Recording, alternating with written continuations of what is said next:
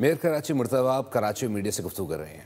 जानवरों को देख सकते हैं। इसके अंदर उनकी अफजाइश के लिए वाटर बॉडी हमने डेवलप की है ताकि पानी वगैरह में वो खेल सकें। इसके अंदर इनके रहने का अलग एक कमरा डेवलप किया गया है ताकि कोई इस तरह का इशू इन जानवरों के लिए ना हो। इसके साथ साथ इसके बाद जो रेप्टाइल हाउस बंद हो गया था चिड़ियाघर का, उस रेप्टाइल हाउस को भी एक बार फिर तज़ीनो आराइश के बाद खोल दिया गया है और अभी इसके बाद मैं वहाँ पर जाऊँगा और उसका भी इफ्तिताह करूँगा। इसके अलावा यहाँ की जो लेक ख़राब हो गई थी, लोगों की सैर व तफरी के लिए जो टिकटॉक शिकटॉक बनाते हैं, तस्वीर खींचते हैं, क्या सेल्फी के जो शौकीन लोग हैं उनके लिए एक बड़ा खूबसूरत ब्रिज हमने तामीर किया है ताकि लोग आके लुत्फ़अंदोज़ हो सकें। ये सारी बातें आपको बताने के दो मकासद हैं मेरे। एक मकसद ये कि ये गांधी गार्डन, ये चिड़ियाघर, ये बोटानिकल गार्डन इस शहर का असासा है और डेली हज़ारों की तादाद में इस चिड़ियाघर में कराची वाले आते हैं, अपने बच्चे बच्चियों को लेकर आते हैं, जो कि फ्राइडे सैटरडे संडे स्पेशली एक पिकनिक के तौर पर इस जगह को इस्तेमाल किया जाता है। तो हम चाहते हैं कि हमारे शहरियों के लिए, हमारे बच्चे बच्चियों के लिए जो कि पाकिस्तान से बाहर नहीं जा सकते, जो अफ्रीका नहीं जा सकते, जो श्रीलंका नहीं जा सकते, जो सफारी वगैरह नहीं देख सकते, उनको कराची शहर के अंदर ये तमाम फैसिलिटीज़ अवेलेबल हो ताकि वो आके खुली फ़िज़ा में इंजॉय कर सकें और अपने शहर को सेलिब्रेट कर सकें। और दूसरा इसका एस्पेक्ट ये था कि हम जानवरों की वेलफेयर, जानवरों को लुक आफ्टर करने के लिए भी इक़दाम उठाना चाहते हैं। जैसा कि आप जानते हैं कि बहुत सारी गुफ्तगू हमारी ज़ू के बारे में की जाती है, नेगेटिव बातें भी की जाती हैं। बातें करने से तो मसाइल हल नहीं होते। आज ज़ू को बंद कर देंगे, ज़मीन पे कब्ज़ा हो जाएगा। जो हज़ारों की तादाद में गरीब आदमी यहाँ आता है, उसके पास एंजॉय करने के लिए जो बहुत अच्छा मौका है, वो मौका ख़त्म हो जाएगा।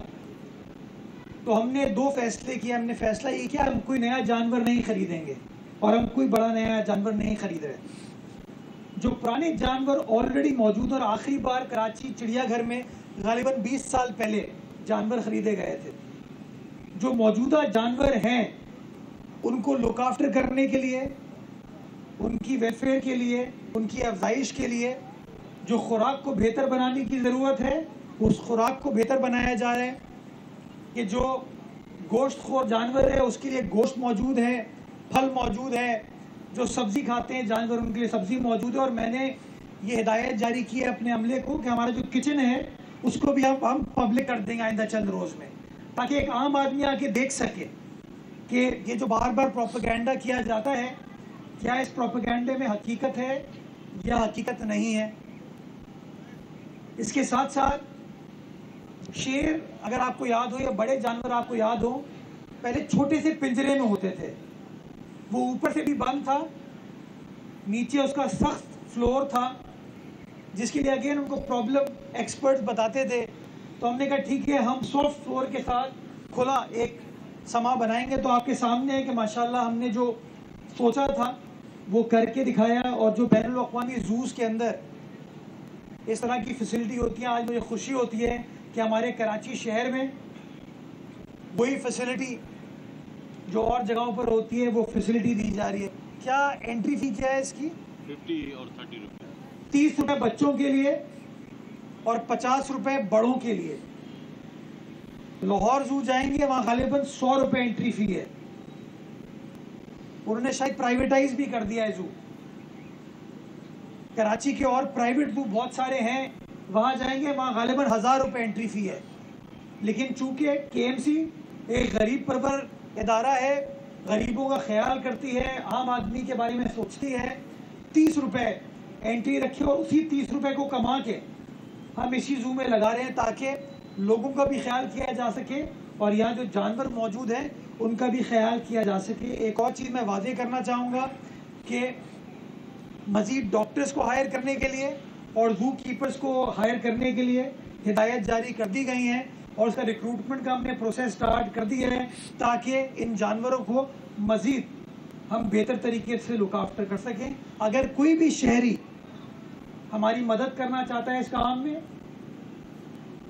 लोग एनिमल वेलफेयर की तो बड़ी बात करते हैं, लेकिन जो काम करने की ज़रूरत है, अगर किसी को काम करना है तो मैं उनको चाहूँगा कि वो आए, हमारा साथ दें, हमारी मदद करें, ताकि जो बच्चे सारे बैठे हैं छोटे, जो आके यहाँ पर एंजॉय करते हैं जानवरों को देख के, और मेरे ख्याल में जानवरों के ज़रिए वो इंसानियत से भी रोशनास होते हैं,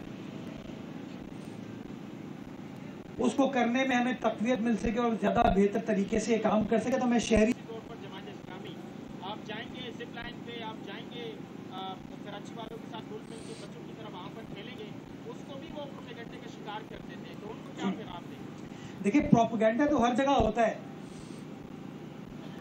वो कहते हैं ना कि जानवरों की हालत ठीक नहीं है, तो ये जानवर, ये जो रानी और चांदी पैदा हुई है, वो इसी चिड़ियाघर में पैदा हुई है। तो अगर सेहतमंद जानवर नहीं होता तो वो प्रोक्रिएट नहीं कर सकता। आप डॉक्टर से बात कर सकते हैं, लेकिन बदकिस्मती के साथ हमारे शहर के अंदर प्रोपेगेंडा इतने भरपूर तरीके से किया जाता है कि जो अच्छी चीज़ होती है उसको भी कहीं ना कहीं छुपा दिया जाता है और हम लोग घबरा जाते हैं, उसके बारे में बात नहीं कर पाते।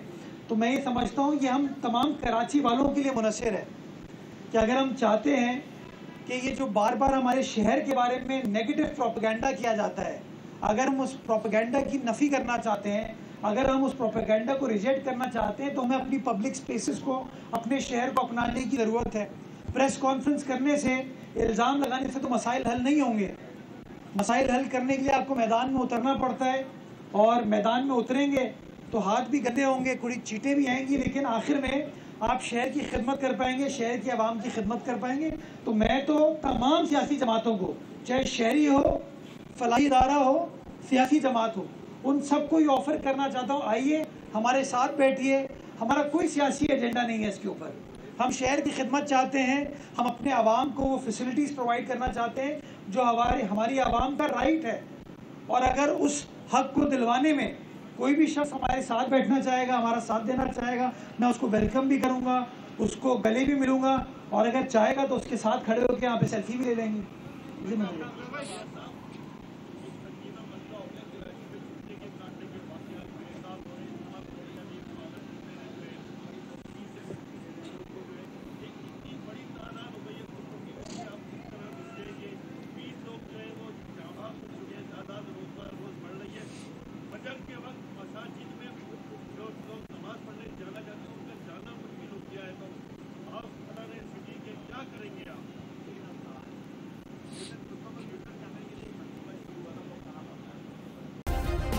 सब्सक्राइब करें और बेल दबाएं ताकि कोई खबर रह न जाए।